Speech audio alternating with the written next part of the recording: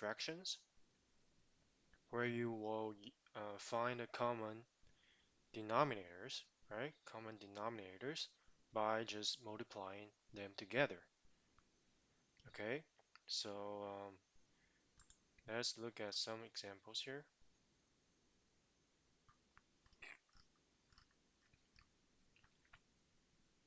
Like this, right? And you have a common denominator here, a plus 2.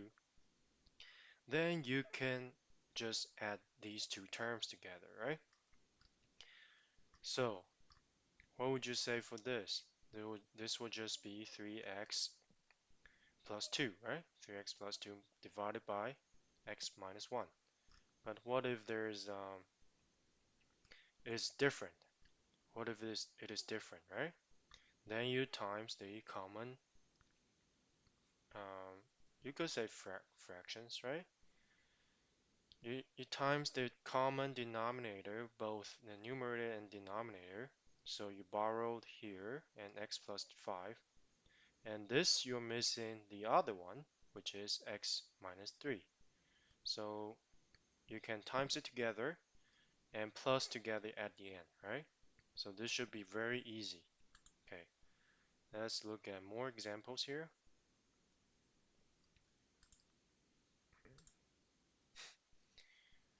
So, um, so these two terms are the same, so we're not going to discuss that. These two are the same as well, right? So for the same denominator,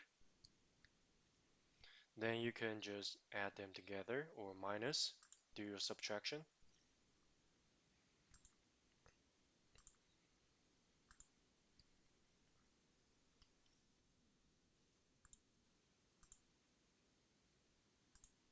So this is explaining the common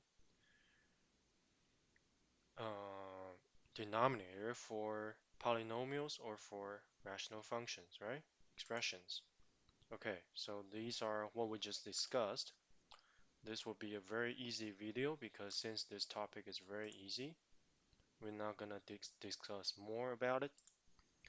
So this has a typically you will just times 3x plus 1 and this will just times 3x plus 1 and here you will times 2x plus minus 3 and 2x minus 3 for your denominator and your numerator. Okay, so now you'll get the picture. Complicated, complicated calculations, but it's very straightforward, so it will be easy. Okay. Lastly is subtraction. There will be no difference between addition and subtraction, so that one will be easy as well. And okay, so we're doing the last part, which is least common multiple of polynomials, and this is part of the adding and subtracting rational expressions. Okay. So when you want to, when you have two terms and you want to add them together, and these are your, for example, your denominators for your addition of your rational expressions, then you have to find the least common multiple, right? So you take out the 3z because for each expression and for each term, you're gonna find the what you can take out, right? So this is 3z. You cannot take out the square because this term does not have the square. Okay, so this is 3z and the rest is here. And you're gonna factor it, okay? You're gonna factor it and it will become 3 and minus 3 and plus 1, right? Okay. And for this, you can take out the square because z square is here, and you can take out the z square here, z square here, and you can take out the 7 for each term as well, right? So 7 z square for the next term. Okay, next expression, and you're gonna factor this as well, right? And it becomes that like that. Okay, so the idea is that the common multiple, the common factors cannot be, repeated, right?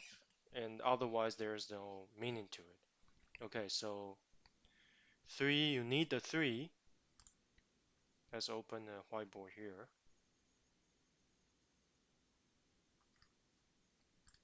So you need the 3, you need the z, and you need z plus 1, right? But you cannot square it because it's common, right? And you cannot have two, you do have to have two z's, right? Because this one has a z and this one has a z square. And so now you're gonna have z plus 2, z plus 2, z plus 2. And lastly, you're gonna have z minus 3, right?